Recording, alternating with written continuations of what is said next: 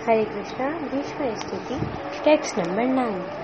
ललित गति विलास वल्गुहास प्रणय निरीक्षण कल्पितो रुमाना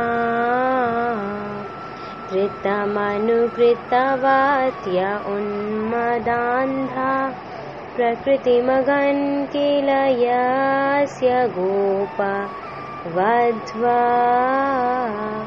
फिर से ललित गति विलास वल्गुहास प्रणय निरीक्षण कल्पितो रुमाना कृतमनुकृतवात्य उन्मदान्धा प्रकृतिमगन् किल यस्य गोप वध्वा।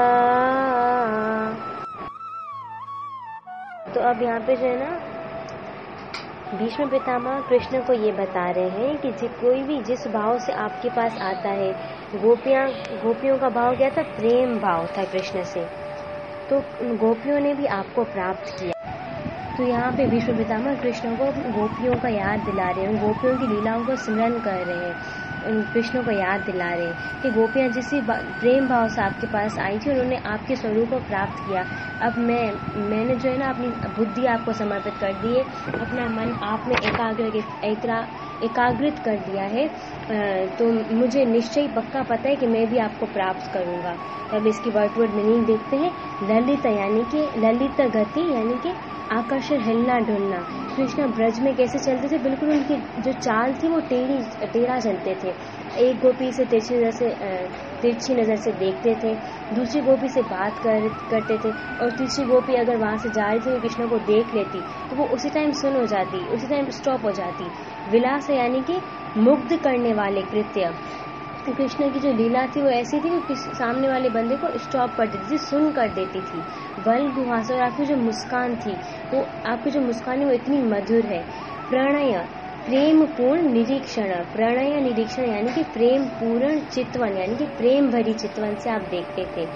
और कल्पित मानसिकता, अरुमाना इसका मतलब है अत्यंत महिमावान। फिर थर्ड लाइन में बोल रहे हैं कृतमनु कृतवत्य। जब रासलीला में कृष्ण जो है ना अंतर्ध्यान हो गए थे और गोपियों को छोड़ के चले गए थे, तो अभी गोपियाँ क्या कर रही थी? जो है ना कृष्ण की लीलाओं को याद कर रही थी। उन्होंने कृष्ण की लीलाओं को अपने मन में बसा के रखा है। तो कोई गोपी जो है यशोदा बन रही थी और कोई गोपी कृष्ण, फिर वो जो है ना उसको उखल से बांध रही थी। ऐसे उन्होंने अनेक लीलाएं की, जो है ना कृत्य की, यानी कि उन्होंने क्या किया? अनुकरण किया, कृष्ण की नकल की।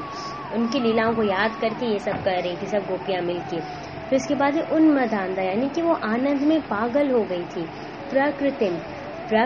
प्रकृति मगन यानी कि लक्षण को प्राप्त किया, आपके स्वरूप को प्राप्त किया। किल निश्चय ही, यस्य जिसका, गोपवत्व यानी कि गोपियाँ। अब इसकी ट्रांसलेशन देखते हैं। मेरा मन उन भगवान श्री कृष्ण में एकाग्र हो जिनकी चाल और प्रेम भरी मुस्कान ने ब्रज की गोपियों को अपनी तरफ आकर्षित कर लिया।